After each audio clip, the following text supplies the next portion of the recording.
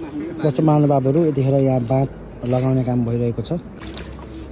गए राति यो बाँध फुटेर पानी यो भित्र छिरेको थियो। अहिले फेरि यो बाँध लगाउँदै हुनुहुन्छ टायर ट्रान्सफाइको टिम। देख्न सक्नुहुन्छ यसो ढुङ्गा छेउछाउमा ढुङ्गा हालेर यसरी यो बाँध लगाउँदै हुनुहुन्छ उहाँहरूले।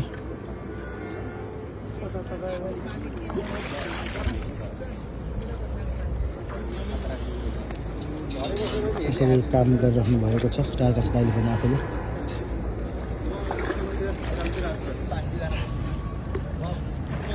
यस्तो छ यतापट्टि त्रिशुली, यही त्रिशुली नदीमा चाहिँ दुईवटा बस बेपत्ता भएको थियो।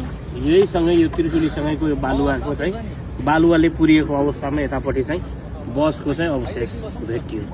अब यो चाहिँ दैनिक यहाँ चाहिँ यो ताल जम्दै आएको होइन, यो त्रिशुलीकै छेउमा भएकोले दिनकै पानी चाहिँ यहाँ जम्छ। तर के भने यो हाते यहाँ चाहिँ जेनेरेटर छ। यो जेनेरेटरको सहयोगले यो पानी फाल्दै फेरि चाहिँ अनि बेलचाले खोतल्दै यो बसको अवशेष चाहिँ थोरै मात्रामा माथि निकाल्न सफल भइएको थियो। पछि चाहिँ ट्विचनको सहायताले अनि त्यसै गरी चाहिँ चेन पुलीको सहायताले अनि ज्याक लगाएर पनि यो बसलाई चाहिँ बसको चाहिँ अवशेषलाई माथि निकाल्ने प्रयास गरिएको थियो। यद्यपि चाहिँ अहिलेसम्म चाहिँ धेरै परिणाममुखी नतिजा नआए पनि सकारात्मक एउटा सङ्केत चाहिँ मिलेको छ। आज फेरि पनि वीरगञ्जबाट थप 10 टनको 2वटा चेन पुली चाहिँ यहाँ ल्याउने तयारी छ।